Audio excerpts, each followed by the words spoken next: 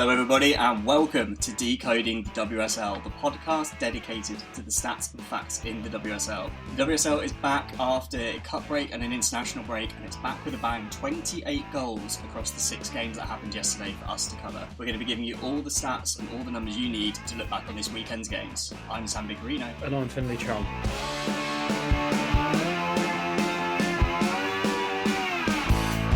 Yes, listener, we are back.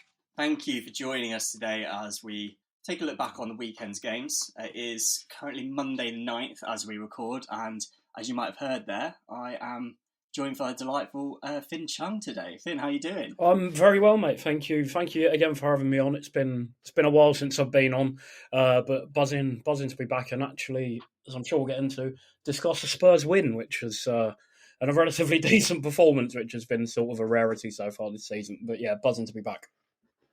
Yeah, it's a pretty good one as an Arsenal fan, I'm also looking forward to this episode. 2 decent wins for both of us. But yeah, it's great to have you back on. Obviously, Finley, if you don't know, is a women's football journalist, award-winning, I want to say.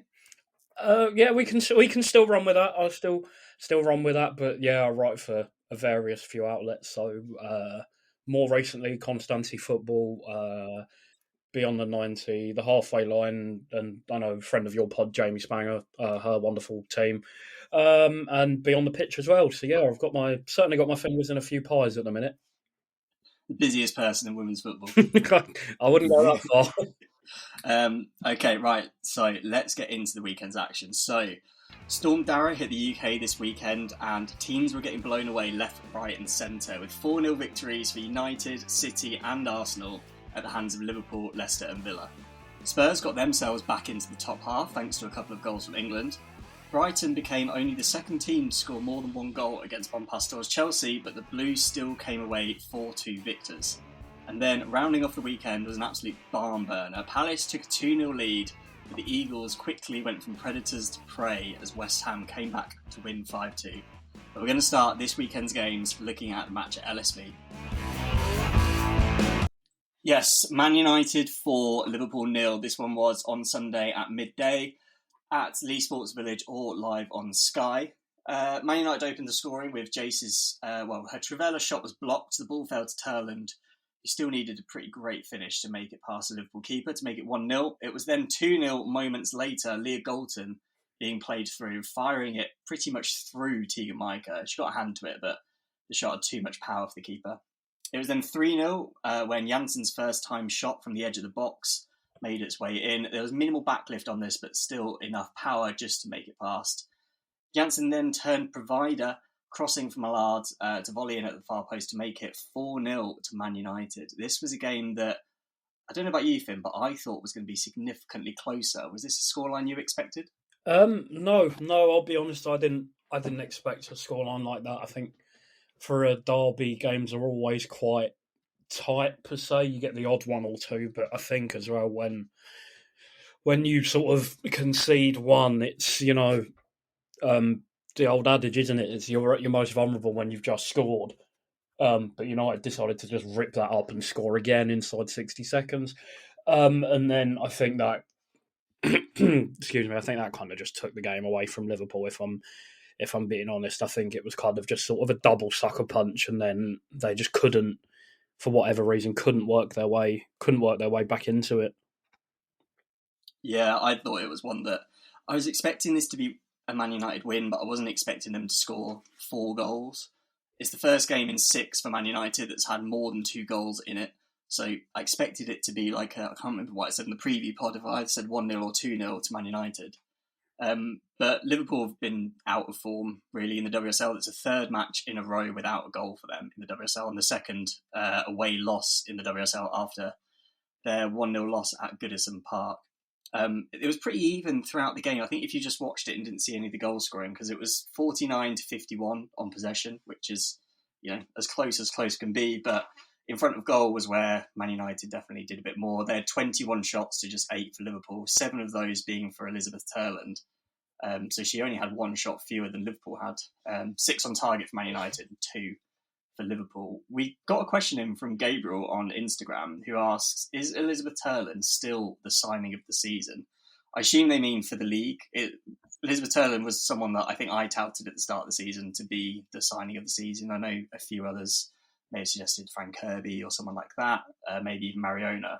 For me, it was probably going to be Elizabeth Turland. I don't think I'd say she's the signing of the season in the league, just because she's doing well. I think she's Man United's top scorer, but she's not sort of, she's nowhere near Bunny Shaw levels. I don't think she's even at Guro Reiter levels, really, in terms of goal scoring. I don't know who I would say is the signing of the season so far. Frank Kirby's probably up there. Do you have anyone in mind? I'd say, in terms of signing of the season, I'd say potentially, I know most of her goals came in a game, but Kiko Seki from Brighton, I think she's, fitting into the Brighton team very well. I think, to be fair, I think there's a few of that Brighton team that could easily be considered. And just going back to the original question, I liked Turland. I thought she was fantastic last year, and I thought the move to United was incredible.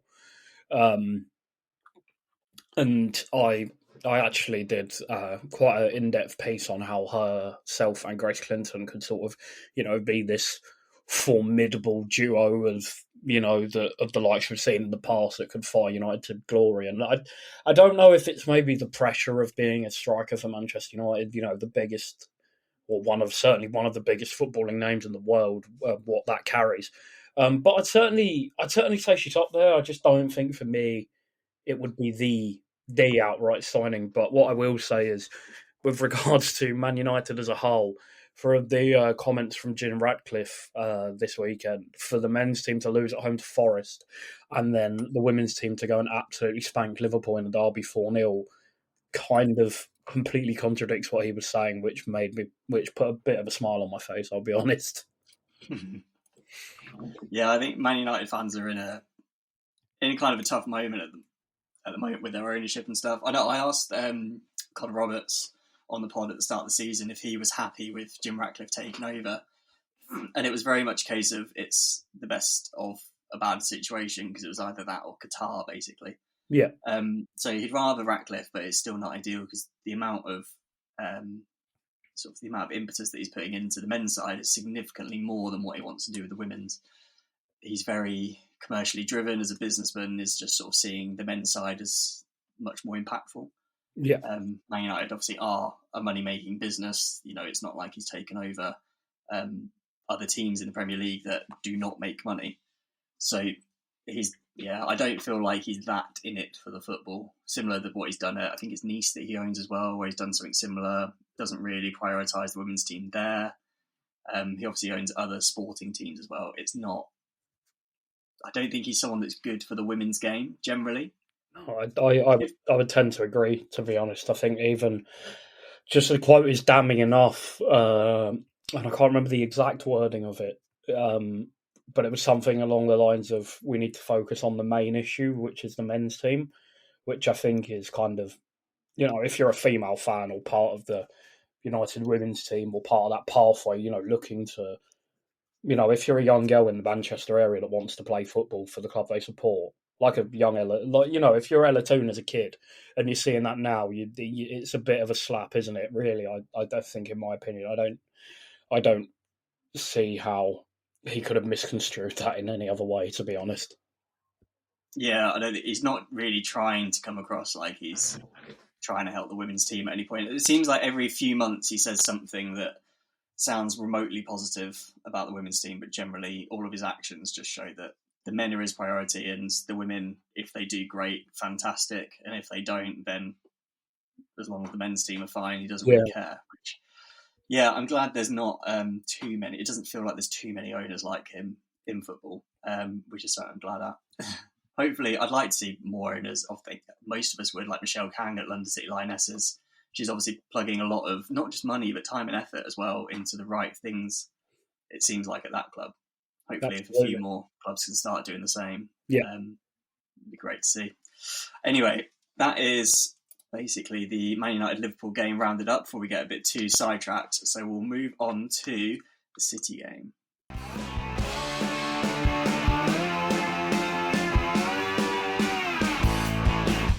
Manchester City 4, Leicester 0, another 4-0 scoreline, one of 3 this weekend. Started out when Kaspariz's looping cross met Bunny Shaw. She made quite light work of heading home. I don't think Sophie Howard even jumped for it. It was then a ball coming from the other side, from the left-back Leo Harvey this time, another looping cross. This time it was Nevin that had no chance trying to beat Bunny Shaw in the air. Bunny Shaw has then scored, well, in the first half an hour of that game, has scored as many goals as Leicester have scored in 9 matches this season, which is a bit of a damning statement for them. It was 3-0 when a bit of quick passing from City ended up with Jess Park in on goal, who managed to score through Leipzig's near post. And then in the second half, Leicester couldn't deal with Harvey's cross. It fell to Mary Fowler, who I think probably with the pick of the bunch for the goals made it 4-0. It was nice to see Amandine Mikel give a couple of debuts out. Nelly Laz, the 16-year-old, and Simone Sherwood, the 17-year-old for Leicester, getting debuts, as did Evo Carroll, the 17-year-old, and Cody Thomas, the 18-year-old for Man City. Sophie Howard nearly got a consolation goal late on, but couldn't quite turn in Ruby Mace's cross.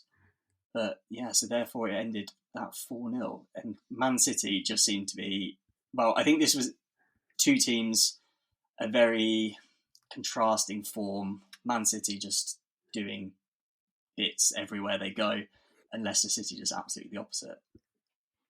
Yeah, I think you pretty much hit the nail on the head there. I think for Leicester, it's got to be worrying, right?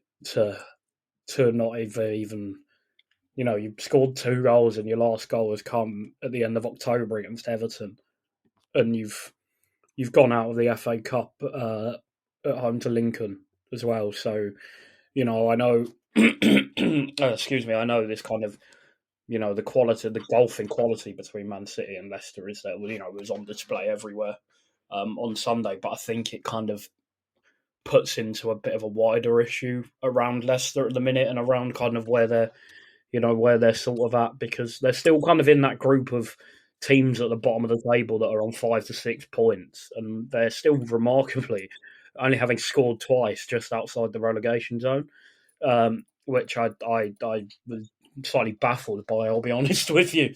But yeah, I just think City on the day were just too good, like they are for most teams that they play.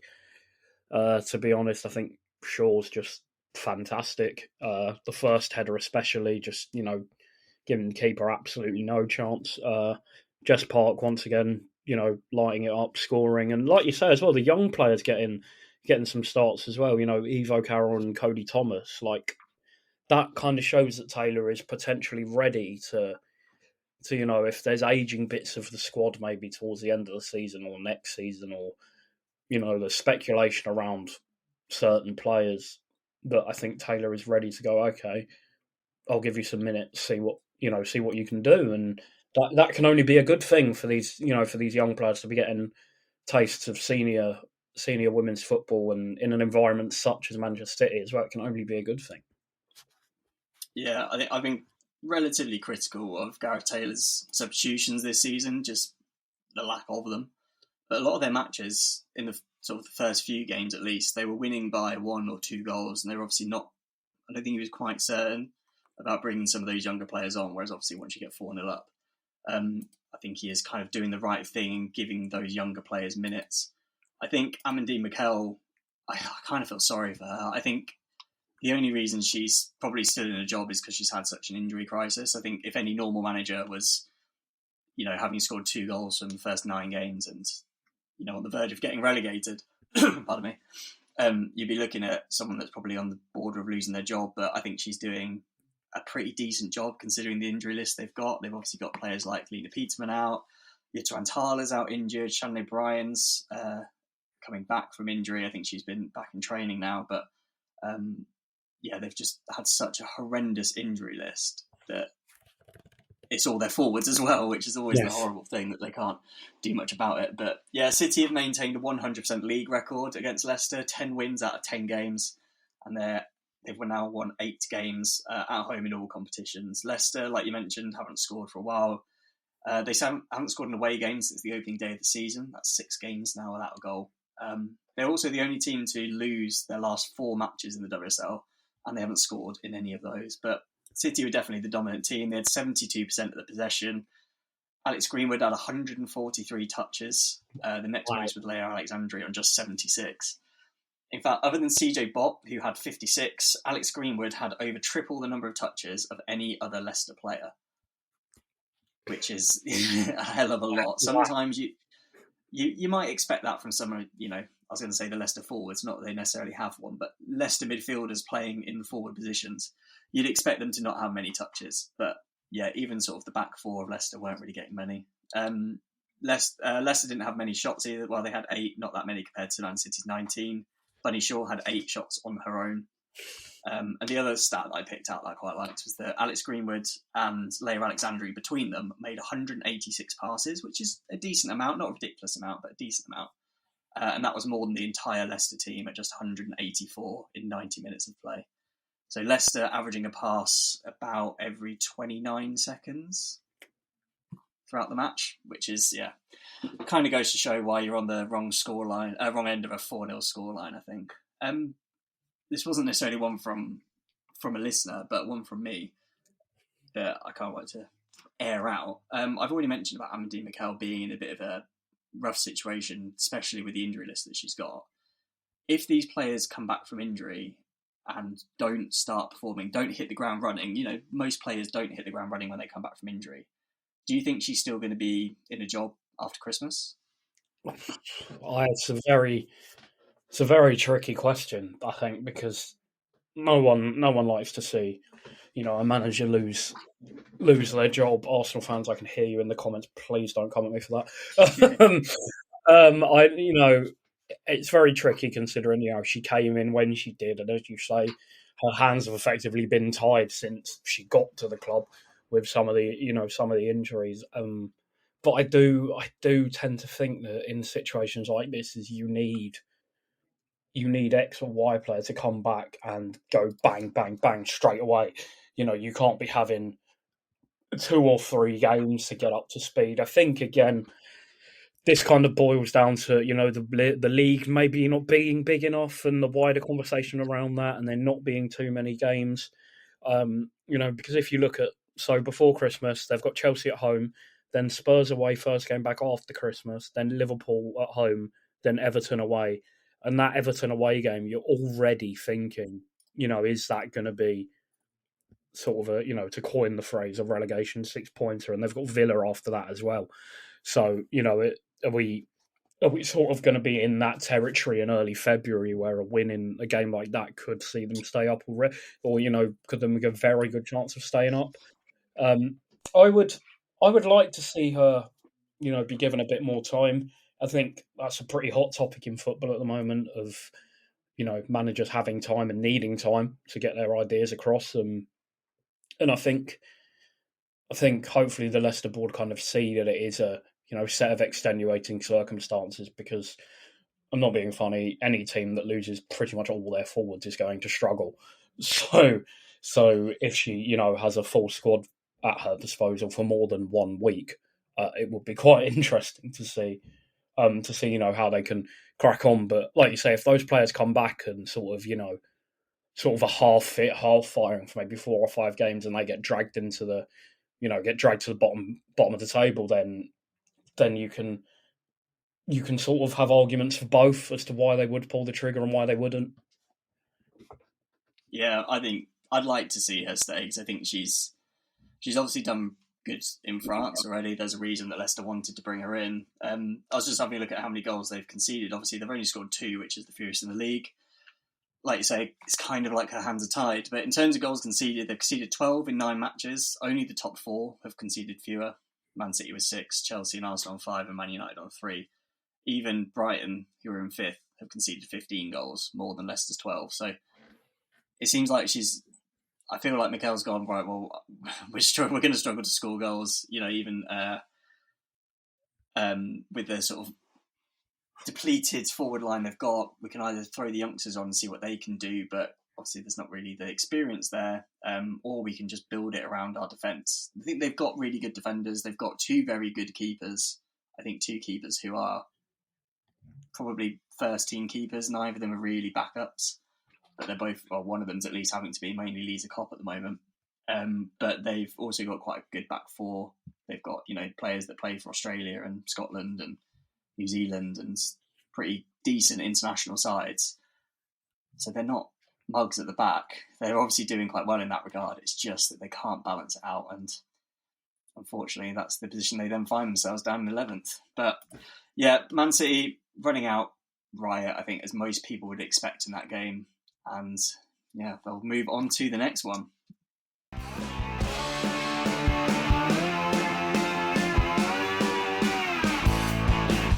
Now, our next game is one that I think Finn probably wants to talk about, which is going to be Spurs 2, Everton 1. This was at the Valley on Sunday. Claire Hunt had a header saved from a very well-worked corner routine, and then Bethany England reacted first to open up scoring. It was 1-1 after Sarah Holmgard scored an absolutely blistering shot on the counter-attack in at near post of Eleanor Hughes, who I thought, other than that shot, had a pretty good game on her debut. That was only Everton's second away goal of the season. Martha Thomas almost made it 2-1, but it was a great save from Courtney Brosnan. And then I didn't see this game, but I saw the YouTube highlights. And if you've seen them as well, listener, you will also have absolutely no idea why Spurs got a penalty, because there was a corner, the ref blew a penalty, and then it just went to Bethany England roofing that penalty. So that was the score in the end. It was 2-1. I don't know if you saw anything more of this game, Finn. If you could explain why this was a penalty, because I haven't had a chance to watch the full game back. I would love to enlighten yourself, Sam, and also enlighten the listeners onto why that was a penalty. But I've got absolutely no idea myself, I'll be honest.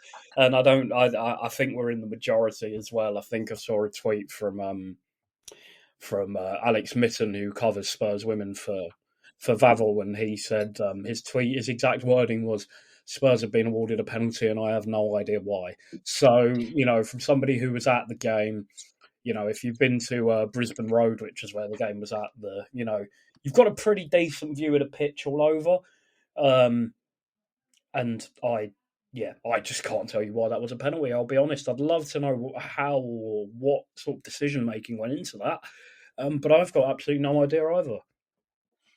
I think that sort of thing is more of a communication thing. I think from I guess it's WPLL that are the overarching body of it. But I saw this week that they've made a commitment with the Championship for next season to be airing all the games on YouTube at least, and having multiple cameras at each of them, which I think is one of those things that will just creep under the radar. People will hear it and just move on with their lives. But I think having more than one camera then gives the opportunity to have replays and things like that a lot more, and to get more views and more angles about things that have happened, and hopefully eradicate this, because there's been a few times already this season where something has happened in a game. I remember Poppy Pattinson's red card earlier in the season. I remember watching that on the YouTube highlights and having no idea why that was, having to go back, and I think I actually ended up watching the full game of that and trying to find the bit of when it happened so I could work out what had actually gone on. But hopefully that improves moving forward.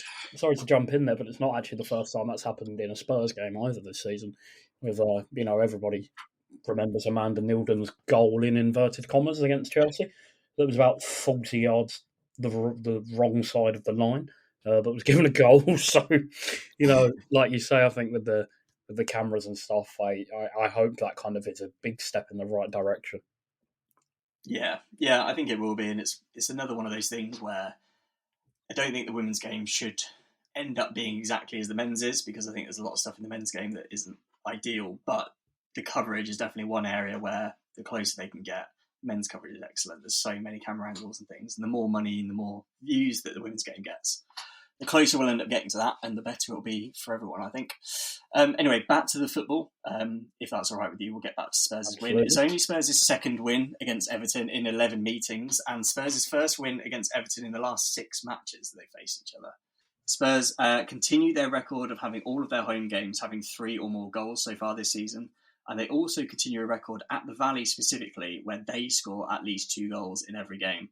So the Valley is definitely the place to go and watch your football this season. In terms of how this game went, Spurs kind of dominated it. They had more of the possession, 58% to Everton's 42%. There was a lot of shots in this game, 40 in total, 26 of them being for Spurs and 14 for Everton, with 11 on target overall, 8 for Spurs and 3 for Everton. So, yeah, considering this was the lowest scoring game of the weekend with just 3 goals. To have 40 shots in it must have been I guess, one of the best ones to go and see. You'd assume the manager's head scratching, going, "How have we only scored 2 and 1 with 40 shots each?" I mean, of all the shots and chances Everton had, I mean, their equaliser was an absolute stunner. Like you said, it was just, one of those finishes that you don't mind really conceding, to be fair. Like, Eleanor Heaps has got absolutely no chance with it, the way it's just absolutely rifled into. I will just give her little, her flowers as well. I think she had a pretty good WSL debut, and it's very, very good to see her getting some game time with the gloves, actually. I think sort of Becky Spencer sort of had a dip in form, if you ask me, over the start of this season, for sure. And I know Robert Villaharm has spoken, at length about Eleanor Heaps and her potential. The open goal was there for the Heaps of potential line, and I do apologise. I've just dropped that in. No, but You can use it next time. Yeah, I'll keep it in the bank for a while. So no, I think she's a really good goalkeeper, and she's a very well liked character as well, which I think is also important. I don't know what the goalkeeping situation is going to be for Spurs going forward with Caitlin Talbot's loan only until, there's only kind of one more game left because she allegedly goes back to West Ham in January. So I don't know if that means sort of Heaps and Spencer will fight it out as the number ones, obviously having got rid of Votikova in the summer. But I think in general, I think it was a win that Spurs needed. If you look at sort of some of the numbers, we've only conceded, the only team that's conceded more than us this season is Palace, which is absolutely mad. And yeah, I think it was a win we needed. And also Bethany England, I think, her scoring twice is going to give her a bit of a confidence boost. I think Martha Thomas played well as well. Obviously, she's kind of still waiting for that elusive goal this season, especially after being such rich goal scoring form last season. It's a bit of a shock. But and I think overall, from a Spurs point of view, I think Everton are a pretty bogey side, which is obviously the reason why we just drew them in the FA Cup fourth round. But yeah, no, I think win moves us back into the top half, and if the results go our way, we could see ourselves fifth before Christmas. Going into the Christmas break, which I think is, I think a lot of Spurs fans would have taken in the summer. I know I would have. Having lost Clinton and that gaping hole and that whole saga, and lost Bizet as well, and a fair amount of new players coming in. But yeah, I think the win at the weekend is definitely good. One thing Spurs do need to do, I'm conscious not to make this all about me and all about Spurs, but it's sort of our away form. We haven't won a game away from home this season, so that needs to change hopefully soon. Yeah, I think Spurs are going to... Well, they've obviously got an away game next. They're away at Brighton. I think I'd like to see Heaps get another start there, because I think Becky Spencer's... I don't know if there's anything going on off the pitch or something, but it seems to be quite a big dip in form, whether it's, like I say, if there's something going on, just general confidence or what. Whereas Heaps, although it's not the perfect game, she did concede a goal, albeit a screamer. I think it's worth giving her a couple of run-outs before next year. There was talk of Spurs trying to purchase a keeper from somewhere in the winter, sorry. Obviously, like you say, with Talbot going back to West Ham, I can't imagine they're going to keep her, because I think she might have played in the Cup, but she's not been anywhere near getting any pitch time, even ahead of Becky Spencer, who's been, pretty out of form. But you never know. Maybe Eleanor Heaps could be the shining light. I wanted to touch on Martha Thomas as well. She mentioned her in there, that she was in such good goal-scoring form last season, and she's, kind of in the opposite this season. In fact, she's the player with the most XG without a goal this season. She's had 2.3 XG and hasn't scored. The second most shots without scoring as well, only behind Vitriki Sari, although her shots tend to be from outside the box. Martha Thomas tends to be from a bit closer in. I think she's doing all the right things. She seems to be linking up quite well this season as well. Something I think we spoke about, actually, or I spoke about when you were on the pod anyway beforehand, is that I don't think Martha Thomas and Bethany England work well together. Well, they didn't last season anyway, whereas this season, I think they seem to be linking up a bit better. Martha Thomas seems to be someone that Bethany England works well off. But yeah, I think her actual goal scoring, I think it will come. I still do think it will come. I think it will be, she's in the right areas. You'd rather she wasn't scoring from a lot of XG than she wasn't scoring and not getting any XG, because then she's not getting her chances. She's getting in the right areas, she's getting the shots away. But yeah, we'll have to see if, hopefully, for her sake, it does pick up. Obviously, it's Brighton away next, which is probably one way. If you looked at this at the start of the season and you were thinking, we're in sixth, we could potentially move up, get closer to the top five after Christmas. Brighton away, great chance to get a victory. But this season, Brighton have just been really good at home. Like you say, Spurs have not been that great away. Do you think that's one that is going to be a realistic target for a win next week? I think coming into it off the back of a win, you'd be silly not to want a win at the very least. I think, Brighton are obviously coming into it off the back of a loss as well. So, they'll be kind of, obviously up for it in front of their home fans. And I think, having watched the Brighton game as well, watched bits of the Brighton game, I know we're going to get onto it, but Spurs have to take advantage of their poor distribution in playing it out from the back. I know I don't want to say too much, given we're going to speak about that game in a couple of games' time, I think. But yeah, I think the Spurs need to kind of pinpoint that and go, right, okay, this is where we can nip in, maybe use the pace of Jess Naz to, kind of be on a player's touch like the click of a finger. Yeah, I think Jess Naz is definitely a player that can be... I think she can do more for Spurs this season. Not in that she's not as a player necessarily, but I think in the way that Robert Villahan uses her. She tends to play a lot through the middle at the moment. And I think if she can get attacking, depends on the team and exactly who's playing and things, but if a team has a particularly weak left back or right back, I think Jess Naz running at them and causing them problems is going to be where Spurs can get a bit more joy going forward. Because you're scoring like a decent amount of goals. It's just the conceding that's really letting you down more, isn't it? Which, if you can get a keeper that's performing well, obviously, Eleanor Heaps has, I thought, played all right, whereas Becky Spencer's had the worst sort of record against her post-shot XG, so she's sort of been the worst shot stopper in the league so far this season. If Heaps does come in, or if Spencer does have a turn of form, or if you buy another keeper in the winter, that could help that, because, yeah, like you say, Palace are the only team that have conceded more, and that's only because they conceded 5 this weekend. Before that, you were actually the biggest. Before this weekend, you were the team that had conceded the most with 21. But yeah, Spurs 2, Everton 1. I think at the end of the day, you're still going to take it, aren't you? You're not going to snub a win, even if it's probably not the most comfortable win. Obviously you needed a penalty that we can sit here and say we're not sure why it was given. No, absolutely. I think a fan of any team would take it, however dubious it may be. Yeah, absolutely. But yeah, good win for Spurs, puts them back into the top half, and we will cover the rest of the games after this quick break, listener.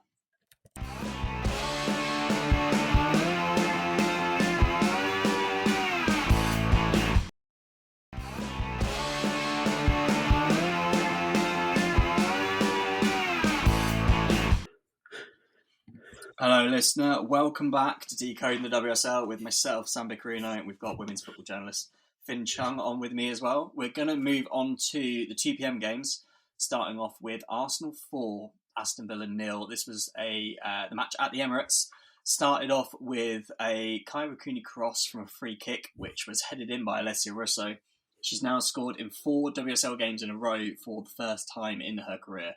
It wasn't the best header, kind of a glancing header, but sort of unfortunate timed slip from Sabrina D'Angelo left her helpless, and the header hit the side netting. It was then 2-0 from quite a good team move from Arsenal. A lot of one-touch passing. Ended up with Frida Marnham having a shot on the slide, which hit the post and fell to Beth Mead for an easy tap-in from the rebound. It was then 3-0 when Katie McCabe's cross in Stina Blackstenius found her for a one-touch finish. She was well onside, even though Anna Patton tried to play her offside. But yeah, easy finish for 3-0 for Stina Blackstenius. She nearly made it 4-0 when she was played through one-on-one, but managed to hit the post. But it was finally 4-0 late on when Alessia Russo, I should say, scored on her weak foot, dispossessing Paolo Tomas in the box and sort of putting it top bins past Sabrina D'Angelo to make it 4-0 and to sort of round off a very good day for Arsenal. A surprisingly poor day for Aston Villa. Is this a result you saw coming? To be honest, at the start of the season, I tipped Villa to be doing a lot better than they are doing. And although I think I thought Arsenal would win this game, don't think I expected them to win by 4. No, I'm a bit like yourself. Yeah, I sort of didn't expect Villa to, kind of only have one win after 9 games. I know sort of changing from Carla Ward and her philosophy to a lot of these new, a lot of new players and a completely new way of playing and a new manager and a new culture. It's going to take time. But yeah, I just think Villa were pretty uncharacteristically poor, if I'm going to be honest. This is not to take anything away from Arsenal and particularly Renée Slegers as well. I think what more has she got to do to get or at least be offered a chance at the full-time job?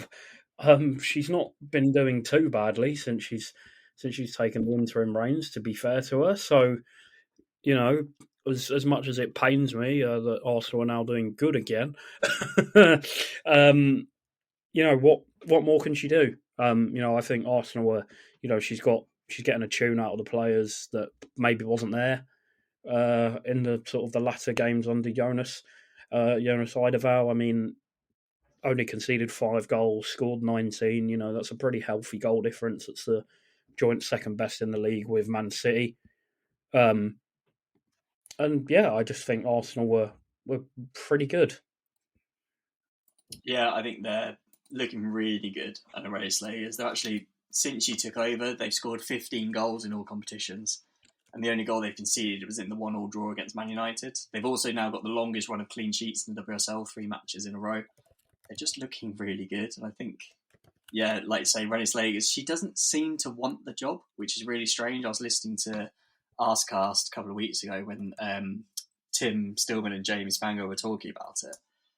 And she doesn't seem to want the job necessarily, which is really strange because you'd think that, if you're in a position where you're getting to be the Arsenal manager, one of the highest profile jobs in the world, yes, it will come with a lot of stress. Of course it does. But what an opportunity. I wouldn't turn it down. Although I think Arsenal will probably turn me down. I'd be very surprised if I ended up getting to that level.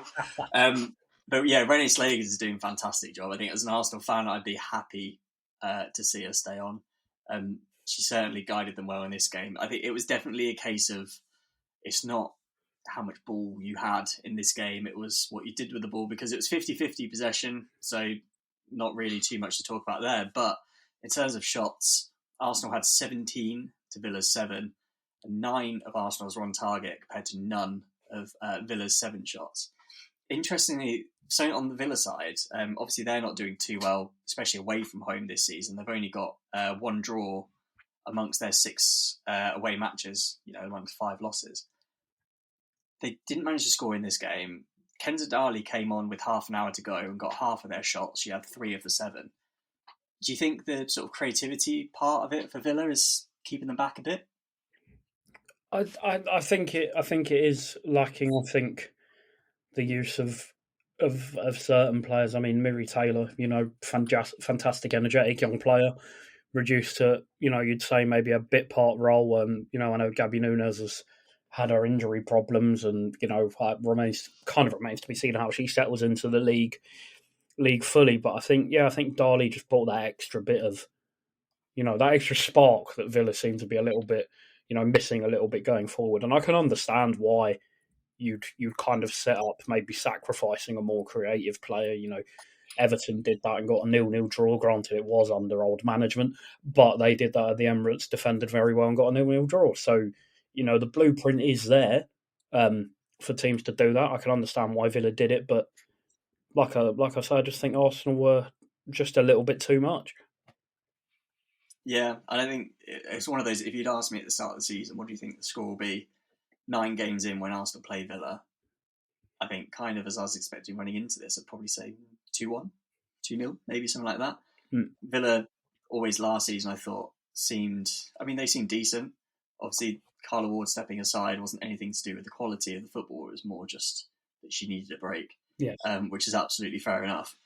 But I thought, obviously, with the new manager coming in, who's had success in the Netherlands, they've made some really good signings. I thought Chastity Grant was a pretty good signing. They've obviously brought in Gabby Nunes, who was a big signing.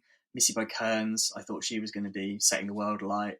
Paula Tomas was a player who I think in the summer that I'd tipped for to move to a big club like a Chelsea or an Arsenal or something. Yes. Obviously, she ended up at Villa and had a really good start to the season. I think she looked fantastic against Chelsea and sort of dipped away a little bit. But all in all, Katie Robinson as well. Obviously, she was part of the Euro winning squad with England. They just had a lot of players that already were pretty good, and then they added to it. And I was like, they're going to be sort of challenging for probably top 5, maybe might even push Man United for top 4. And now it's like, are they going to stay? Are they going to stay in the league because they're getting a bit too close for comfort to relegation? They're obviously only 1 point above Palace and Leicester, level on points with Everton, who, as we know, are having a pretty diabolical season. But yeah, I'm trying not to just wax lyrical about Arsenal because I don't want this to come across like I know it's an Arsenal fan hosting a podcast where I'm talking about an Arsenal win. I'm trying not to just say, oh my God, it's amazing. So I did highlight before the game that I thought was quite interesting was, I don't know if this is a record, but it must be close. I think there were 5 players that have played for the opposite club in this game. Obviously, Daphne van Domselaar was going or hosting Villa, who she left in the summer, with Sabrina D'Angelo going the other way. You obviously had Noel Moritz as well as Anna Patton and Jordan Nobbs all playing against their former club. I think that's quite a lot. It doesn't seem like that happens very often. I know there is a game coming up next week when Aston Villa play West Ham, where there's even more. But but I did think that's got to be close to being a record. It's unfortunately not something that I can get the stats for. But yeah, a comfortable Arsenal win. I don't think it's one that any Arsenal fan was really that worried about losing. And probably by the time we were a couple of goals up and sort of looking like much the better team. It was just going to be a comfortable victory. I think there's something to be said as well for the fact that it was at the Emirates. I don't know any data on this specifically, but I feel like unless you're a top team like your Man Cities or your Chelseas, where you're used to playing in front of these massive crowds, whether that's club or international level or even in Champions League as well, I think for teams like Aston Villa with players that don't play in these stadiums that much, going away to an Emirates with, I don't know how many people were there, I think it's something like 40,000 this weekend. It's not full, but it's a hell of a lot of people. It's got to be kind of imposing to go there and be like, I've still got to play at the same level. Absolutely. I think it would outfox anybody kind of, stepping out onto I've been lucky enough to kind of go, pitch side in some of these massive grounds, and you look up and you go, these really are quite big and we are quite small in comparison to those. Especially kind of, like the Emirates were the big ones with the 3 tiers and similar to the Tottenham Hotspur Stadium and things like that. But I also think this performance from Arsenal just showcased the chaos. She's going to love me for this, but Lacey, one of my friends from Constantine Football, she has an adorable nickname for Black Stenius, which is Stina Ballerina, which I think is fantastic.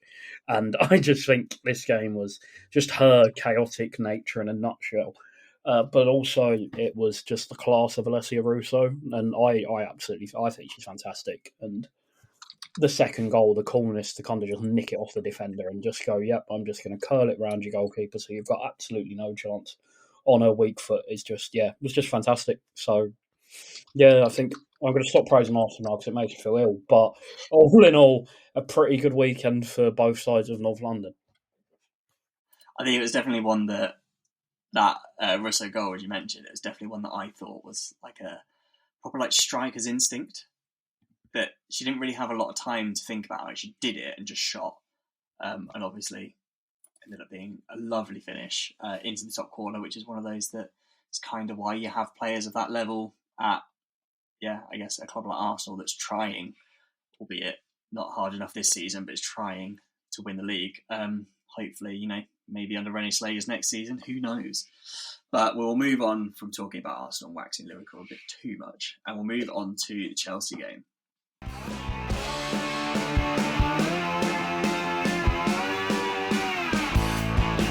So Chelsea 4, Brighton 2. The second most goals in a game this weekend. Not even the most, but we'll get to that after. This one was 2 o'clock on Sunday at Kingsmeadow. Nikita Paris and Jelena Kankovic both had early chances after some high pressing, but Hannah Hampton's save and a goal line clearance kept it 0-0. There was a few times throughout the game for both teams struggling to play it out from the back. Not necessarily from poor distribution, but I think largely just because they're under so much pressure and having to make poor decisions, because both teams are pressing very high. Sjoeke Nusken opened the scoring. Gura Bergsman doing her best to block it on the line, but she could not. So it was 1-0 to Chelsea. It was then made 2-0 when Aggie Beaver-Jones scored probably the easiest goal she ever will, dispossessing Bagley with a bit of a high press, as I've already mentioned, about 3 yards out from goal. A little ball roll and comfortably slid it in. It was then 2-1. Jelena Kankovic got one back for Brighton against her former side just before half-time, ending Chelsea's streak of 4 clean sheets in a row in the WSL. 3-1, it was finally because Lucy Bronze's shot was saved by Sophie Bagley, but cannoned into Johanna Rytting-Kaneryd, who I don't think knew too much about it, but in the right place at the right time, rebounding off her and going in. There was then even more high pressure from Brighton, more bad distribution from Hampton. This time, sort of clearance fell to Kiko Seiko, who slotted home for her 5th of the season, making her Brighton's top scorer so far. And then, right at the death, Sjoeke Nusken rounded off the scoring in injury time, scoring a header from a Kat Macario corner. So 4-2, the final score. This was, I think, a lot more entertaining than I thought. I thought this might have been one of those that's sort of like a Chelsea set-up shop. Brighton let them have the ball, kind of like Chelsea did against Man City. Let Brighton have the ball, but don't really let them get anywhere and then hit them on counter. But no, much more impressive. How did you see it? I thought it was a game of basketball at times. It was kind of, you go, we go, you go, we go. It was, end to end as football should be, in my opinion. Plenty of action. I think, as I mentioned with Spurs facing Brighton away next weekend as well, I think the certain teams, and this isn't just in the WSL, this is across all football again, in my opinion. I think the reliance on playing out from the back needs to be sacrificed sometimes, especially if you don't have the players to do it. I'm not sitting here for a minute and saying that Chelsea defenders aren't very good, because they're brilliant, but sometimes just try and go a little bit longer or a little bit more direct, and you won't play yourself into some of this, some of the trouble that we saw teams find themselves in this weekend. And I think Brighton will be kicking themselves, really, because there was at least 2 of those goals were very, very preventable. I mean, the Aggie Beaver-Jones goal was like something out of a video game, the way it kind of just rebounds back off the post to her when she's about a yard out from her own closing down. So yeah, I thought it was a very, very entertaining game, to be honest, and just, again, Chelsea just doing what Chelsea do, which is, by all accounts, I didn't watch all of it, but by all accounts, playing not the best, but winning, which is, basically the only thing that could be said for Chelsea for however long sometimes. Yeah, they say that about the best teams, that even on the bad days, they still manage to find a way to win. I mean, I don't think this was a bad day for Chelsea necessarily. They had sort of slightly more possession, 56%. They still managed to have a decent amount of the ball. They had a lot more shots, 31 to just 18 for Brighton. Another 49 shots in the game. That's huge. But yeah, Chelsea have now won 13 in a row under Sonia Bonpastor, all 13 of her matches in all competitions. They've kind of got Brighton's number a little bit. That's 5 matches in a row against them, where Chelsea have won by at least 2 goals. Kind of good thing for Brighton that they're actually getting some goals away from home this season. They'd only scored 1 goal away from home before this, so that's their 2nd and 3rd goal away from home. But yeah, like I said, it was a real, I think you picked up on that, it was a real sort of almost like a basketball game going back and forward. This is another one where I don't have the actual leaderboard for it, but I'd make a good guess that this is the match with the most touches in the game, in a match this season. 756 for Chelsea, 618 for Brighton, so just shy of 1,400 touches throughout the game. If you're having lots of touches, that means that generally there's lots of turnovers, or basically players aren't on the ball for that long. So you've not got people like Alex Green was a really good example at Man City, who sort of sits at the back and dominates the play and sets the tempo. No one sets the tempo because the tempo just gets set by everyone passing the ball quite quickly, whether that's passing it on or getting dispossessed pretty quickly. So yeah, a real kind of game of basketball, like you've mentioned. Something I did want to pick up on as well was that although there were almost twice as many shots for Chelsea, 31 to Brighton's 18, Chelsea only had 8 shots on target in this game. Brighton had 9. So Brighton actually, well, yeah, like I say, getting more shots on target, and yet still Chelsea are just so clinical, because scoring 2 goals for Brighton from 9 shots on target, that's not bad. That's pretty good. That's, probably about average. Whereas Chelsea scoring 4 goals from 8 shots on target is just incredibly clinical, to levels that I don't think we really saw even under Emma Hayes, certainly not last season. Do you think that's one of those things that's just is kind of happening at the moment, or do you think that's something where Bonpastor's coaching that into them? It's a tricky one, I think. I don't know if it's, I don't know if this is ending up being one of those things that's quite subconsciously is oh, we're just scoring at a very clinical rate. But I agree. I think the only, obviously that it was that crazy game at the end of last season against Bristol City, was it, when they won 8-0? That was sort of, this is clinical Chelsea at their absolute very best. But yeah, I don't know if it's something that would be worked on kind of subconsciously. But I just think what's scaring me is you've still got Sam Kerr to come back into this sort of attacking fold, and it's just you shudder when you think about it, don't you? You think they're so good, and they're doing this with, without one of the biggest names in the women's game. Like, surely they can only get better when she gets back, right? Last season they had, Lauren James was the, I think, second best player of sort of scoring against her XG, and overperforming it. So you can say sort of the second most clinical player in the league after Bunny Shaw. And she hasn't played since game week 4 because of, being unavailable. So when she comes back as well, and then obviously in the meantime, Mara Ramirez is brilliant. Aggie Beaver-Jones is really clinical in front of goal. You've got Micah Mano, who's looking pretty good. Johanna Ritson-Canarid and Brighton on the wings are just almost inevitable that at least one of them is going to get on the score sheet every time. Yeah, Chelsea have a really ridiculous squad. I do wonder if it's something that when the Champions League, obviously getting to the later stages, they've still got a couple more group games to go, but as that moves on, I do wonder whether that's something that they'll have to obviously use their squad a bit more. They are in the best position potentially in the world for having a squad to use. But it's probably a good time to bring in a question we had from Rachel on Instagram, which was, how long can Chelsea keep winning for? I'm just having a look at their fixtures coming up. This side of Christmas, they've got, FC Twente on Wednesday night, followed by Leicester City at the weekend, and then Real Madrid the next midweek. I don't think they're going to have any problems there. And then, to be honest, looking at the WSL, I just look at every single match, even your Man City away, and I'm thinking, Chelsea are probably going to win that. Do you think there's a specific point where Chelsea are going to sort of almost fold this season? I'd love to say there is, but I just can't see it. I just can't see it. I'll be honest, I thought, going into the City game, I think they were sort of their biggest test, so to speak.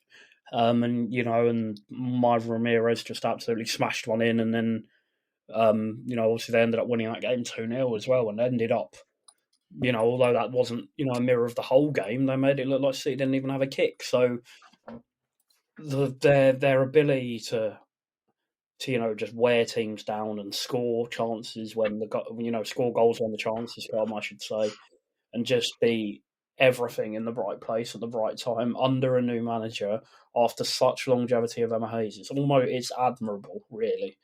And I know there's going to be a lot of Chelsea fans sitting there listening to this going, we know we're probably going to win the league.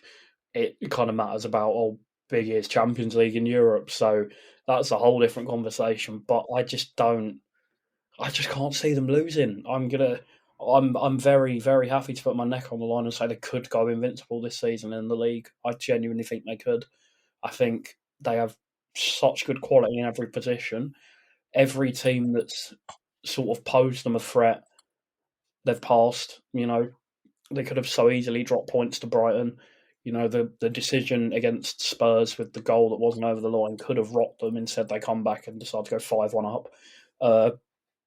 They picked Man City off like they weren't even there. They should have beaten Arsenal by a lot more than they did. I'm trying to think, have they played Man United yet this season? They have last time out. Not last time out, it's like the yes, game. Of course, yes.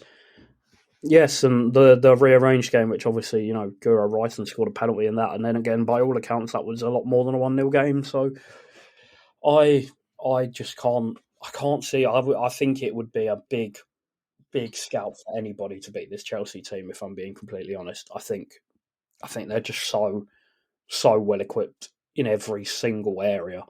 I just think they're fantastic. As much as it pains me, they're just brilliant to watch. Yeah, I agree. Annoyingly, as a team, as a supporter of a team elsewhere in the league, they are just brilliant. I think the only real way I can see them losing this season is sort of towards the end of a stage where they can afford to just rotate because they don't need to win. I'm thinking They've got Real Madrid in the last group game of the Champions League. They probably won't need to win that. They probably won't even need a draw in that game. So they can afford to lose it. And I always feel like I'm playing Football Manager, and just if I was Sonia Bombastor, I would just exclusively play people that haven't played a minute this season, just to give them some pitch time. You expect maybe like Neve Charles and someone like that to get in, but perfect time to give some of the youngsters a run out. But obviously, towards the end of the WSL season, you wouldn't be surprised if they'd wrapped it up with 3 or 4 games to go. Absolutely just not. having a look at their fixtures. The penultimate game of the season for Chelsea is Spurs away, so that could be it. Never. I don't. I think they came to us in a very similar vein of form actually last season. We were kind of, we'll say, depressed after the FA Cup final, and they kind of come knowing they had to win, and they think they won. I think they beat us 1-0, and 3/4 of the tickets at Brisbane Road had gone were the Chelsea fans, and it was just, it was just them at their peak best, just grinding out results and not giving anybody a kick. So I'm gonna not speak that into existence again. Well, we'll just see if it comes that time. One last thing I wanted to mention before we move on to the final game of the weekend. Or I know I'm the stat guy, but this was your stat that you brought to me. So do you want to read out your fun Chelsea stat? I feel like I'm coming for your calling here, Sam. To be honest with this stat, so you never take my crown, don't worry. So I read it. I think it's a guy called, I want to say Harry Edwards on Twitter, and I could be wrong. But yeah, I think it is. I know the guy. He pointed out a fantastic stat that Jelena Kankovic scored against Chelsea. She's become the 10th player to score for and against Chelsea in the WSL, but the only person who's not English to do that. So obviously Kankovic hailing from Serbia.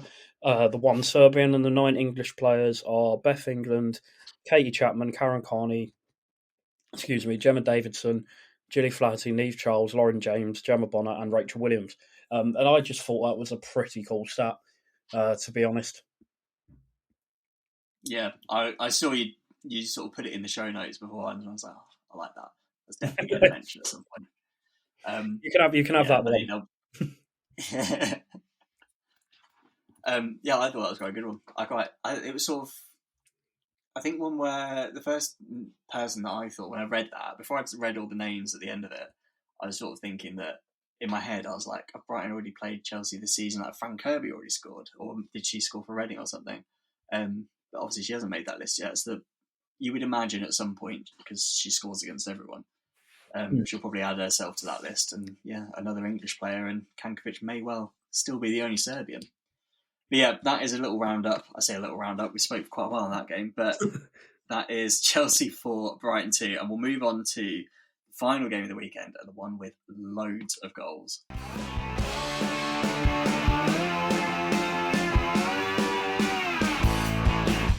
Yes, listener, it is West Ham 5, Palace 2, 7 goals to round off the weekend. 2:30 down at the Chigwell Construction Stadium. On live on BBC iPlayer as well, this one, which was nice to see, with actual coverage, which you like to see compared to the WSL games. Proper TV coverage, I always like to see that. Palace actually started off quite well in this game. They opened scoring quite early on, some really positive play, some good pressure, some quick passing that ended up with a clinical finish. Just good football to watch all round. It was then made 2-0 about 11 minutes in when Indy Riley had probably not the best shot you've ever seen, but I think Shemek, she didn't move. I don't think she could see the ball very well and just rolled into the far corner. It was then 2-1 as West Ham got one back. Asai getting on the end of a Pubal cross. It should have been probably 3-1. Shemek dropped a cross that you would definitely expect it to catch, but unfortunately, Annabelle Blanchard put it over. Double unfortunately for me because Annabelle Blanchard is in my fantasy team. It was then 2-2 though when Pubal was a provider turned scorer, causing a lot more havoc down that right-hand side as she did earlier on, but this time scoring herself.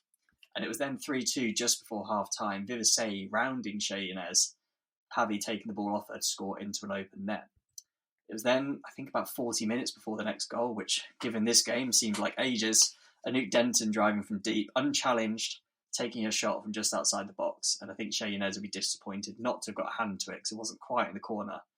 But nevertheless, still a good goal for Anouk Denton to get on the board.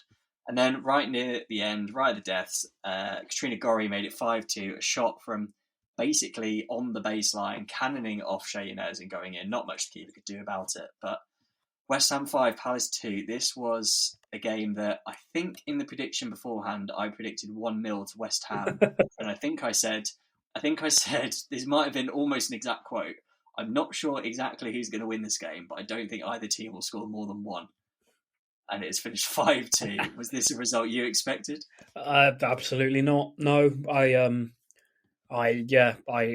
with you in the fact that I certainly didn't expect this to be this high scoring, nor did I. Maybe I would have underestimated some of the character of West Ham, but to have that character to come from 2-0 down, and at the time when Palace went 2-0 up, it was a massive, the as it stands table had dragged them out of the drop zone, but that's an absolutely huge win for West Ham. I think again, Vivasay was absolutely fantastic.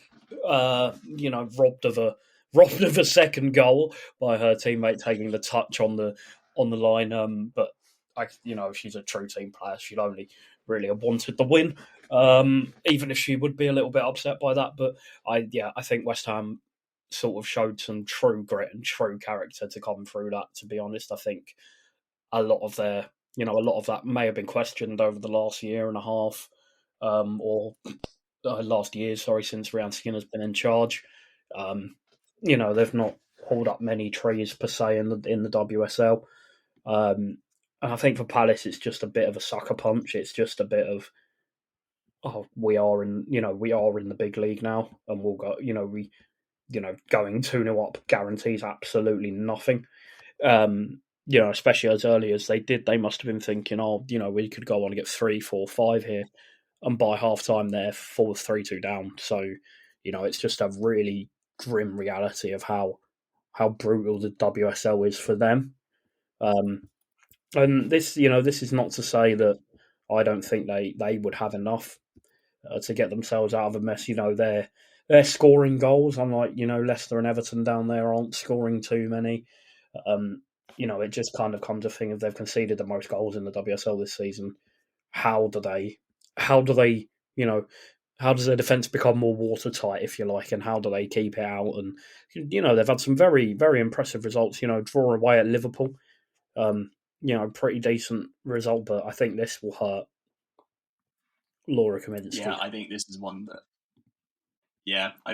that they'll have probably, even probably before the season started, probably picked one out to say this is going to be a big game, this is going to be almost a 6-pointer, because West Ham, I don't think I was the only one that said that West Ham were going to be in a relegation battle this season. I think I definitely picked them as my, not by a mile, but they were definitely my team that I thought were going to get relegated this season. Palace seemed to be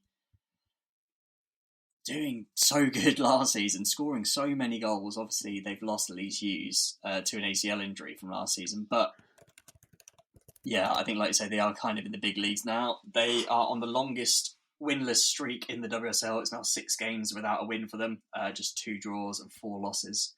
West Ham, on the other hand, it was a bit of a bucking the trend for them. It's their they finally won at home for the second time in 5 attempts this season, and it's the first time since February that they've scored 2 or more goals in a home game in the WSL, which, considering we're now in December, is quite a long time for any WSL team.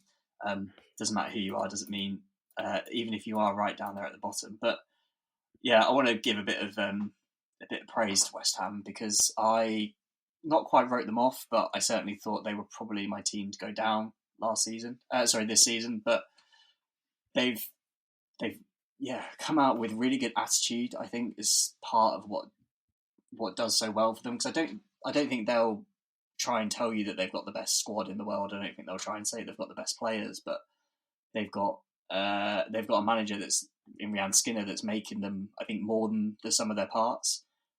If you took those players out individually, you're probably not getting the greatest, set of players, but as a team, they work together really well. Katrina Gorry is absolutely running the show in that centre midfield. She's definitely their star player, but they've got a few other players like Vivasei and like Pubo in this game that can still do bits as well. I think Kinga Shemik, although she did concede a couple of goals in this game and probably wasn't her best game, probably could have done better, I do think she's had a really good season so far. She's overperforming against her post-shot expected goals, so she's sort of being above average as a goalkeeper in terms of a shot stopper. In fact, she is only behind Hannah Hampton, Daphne Van Domslaar and Fallon Tullis-Joyce. Annalisa Kopp so far this season. So she's really like one of those top 5 keepers. Keeping out, considering the fact she's conceded 16 goals, that kind of shows how much West Ham are under the cosh. But in this game, they were actually the team with less possession. They only had 42% compared to Palace's 58%, but they had more shots, 17 compared to Palace's 10, tripled the number on target, 9-3. I thought West Ham were pretty good value for this win. Maybe not 5-2, but they definitely, I think, deserve to win the game. But I think for Palace, this is something I wanted to ask you. I think for Palace that it's a bit of a kick in the teeth for them just to think that, we can go a couple of goals up against a team that's one of, the teams down there. Do you think they're going to... Do you think this will harm them when they go into other games against sort of teams near the bottom of the league? Think like Leicester's and your Evertons and things like that. I think so. I was just actually scrolling then just through some of the games against teams in that area. They beat Leicester, which gives them their first WSL win. But then a draw against Everton, and then some fairly late heartbreak against Villa with Ebony Salmon scoring in the 94th minute. 2 or 3 minutes just after Blanchard had levelled it for Palace. I think those are the games you've got to kind of go in and look that you're gonna try and win. And I think this will be a real kick in the gut, to be honest. You look at their next 4 games, or 5 or 6 games actually. It's Spurs in the League Cup, then Man United at home, then after Christmas it's Arsenal away, Spurs at home, Brighton away, then Man United away. It's not going to get any easier for Palace, and sort of, I know everybody's got to play every team twice, but the way those particular chips have fallen on Palace have not been too kind, really. Yeah, I think their only sort of saving grace from it is that the bottom end of the table is so close. Obviously, Aston Villa, Everton, Leicester and Palace are the bottom 4 teams. They're only separated by 1 point. The only bad thing, I think, for Palace is that realistically, if you've got teams that close, there's a good chance that someone's going to stay up on goal difference. And I think at the moment there's quite a low chance that team is going to be Crystal Palace. They do score a lot, but they concede so many. They've got a -17 goal difference at the moment. Everton are the next worst on -11. So they're already 6 goals worse off as a goal difference than any other team in the league. I think it's looking bad for Crystal Palace, to be honest.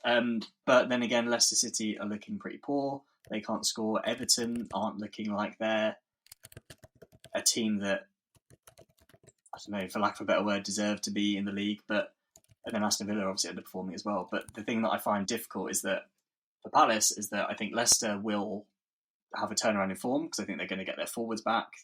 Maybe not all of them, like Chosnote is out for an ACL injury, but Shannon O'Brien's back in training, Lena Peterman's back running, Jutta Rantala, you'd hope, would be back later on this season.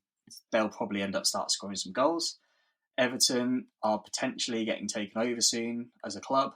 That could potentially mean that there is more funding available. They might be able to buy some players in January. That will help them out a lot. Aston Villa, I think, are underperforming compared to their sort of abilities. I think they will revert to the mean and start doing some better. Whereas Palace, I don't think are doing that much worse than anyone would expect. They've got some good players, but they don't have that much in terms of people gelling together because a lot of their team joined this summer. I think it's going to be a struggle for them come the end of the season. And I think West Ham getting 3 points above the relegation zone after 9 games is amazing for them. I can't. It doesn't quite sound right that West Ham are 1 point behind Liverpool and only 2 points behind Spurs in the top half. It's one of those where they where it kind of just sort of flies under the radar a little bit because after that win there, as you say, they're up to 8th. I mean, they're still sort of a part of a fair old chunk of teams that haven't picked up a win away from home yet. So that's going to be something that they've got to look at. You can't just rely on your home form in any guise in any level of football.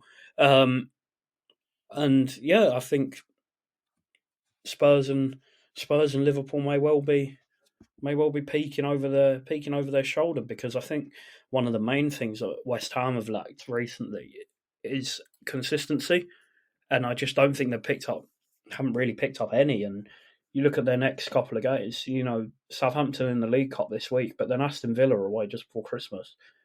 That's a fantastic chance to, grab a couple of wins in a row and move up to, what would that then be, 11 points, which, depending on other results, that could see them going to the top half, which I think, for most people, including myself, prediction of West Ham might make me look a little bit silly come Christmas. So I just think it's kind of important to kind of knuckle down now and go, right, okay, we've got that one win, but that's done. That win's done. We need to kind of, build on this. It's a bit like, certain results like that, if they were to then go and lose, say, the next 3 or 4, it kind of really means nothing.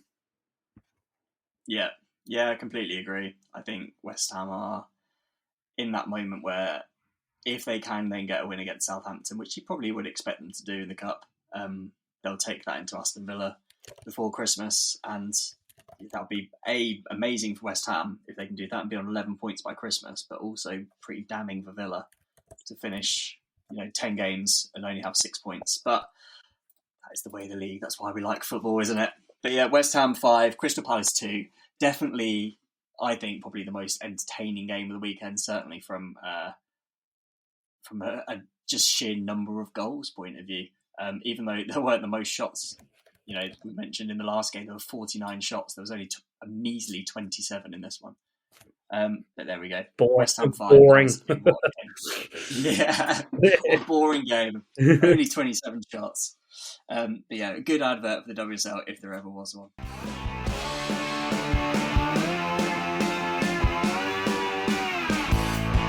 Yes, so there we have it. That is our little roundup of the 6 games that happened yesterday in the WSL.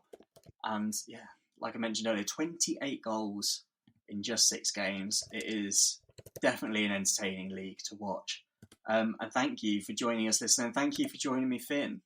Absolute pleasure, my friend. It's been great to get back on and delve into some of the hidden numbers, which, again, as I'll echo many people, you're fantastic at finding. So yeah, absolutely been an absolute pleasure to come back on. Yeah, it's a pleasure to have you on. Always is. Do you want to just sort of plug some of the social media that you've got and things like that? Yeah, so I can be found on Twitter at F Chung Sport, Twitter or X, whatever you want to call it now. At F Chung Sport, sort of just most of football rambling, to be honest with you. I want once again some of the outlets I write for. So beyond the pitch, the guys are it's a great bunch of guys over there. Friend of the pod, Jamie Spanger, her wonderful halfway line team as well. I'm doing a few bits for them, and also Constancy Football, which I've been sort of upping my output for them over the last couple of months or so. So check all those out, and yeah, thanks once again for having me on. No, thank you for coming on. And yeah, listen, I would definitely recommend going and checking out some of Finn's work because, yeah, it's very good. I think you were the first journalist I actually spoke to in women's football. So it's a nice little moment to have you back on the pod at any point. Been there from the very start. Exactly, the day one. But yeah, thank you, listener, for tuning in to Decoding the WSL. As ever, if you enjoyed the episode, do make sure to follow or subscribe wherever you get your podcasts. And it does really help if you can give a 5-star review. It helps others find the show. It does go a long way in doing that. We've also got our Instagram page now at Decoding the WSL, and you can find the subreddit Decoding the WSL as well for all the more discussion. And then obviously I am the stat guy at Stattorino. Follow me on X, Instagram, or on Blue Sky now as well. And as ever, if you want to get in touch, do just drop me a message. You can find my email in sort of my bio at decoding the WSL pod at gmail.com as well if you want to email the pod. Any questions, any ideas for episodes, that kind of thing, I'm always all ears because I love to hear your thoughts. But yes, thank you again, Finn, for coming on. Thank you, listener, for joining. And I will speak to you at the next one.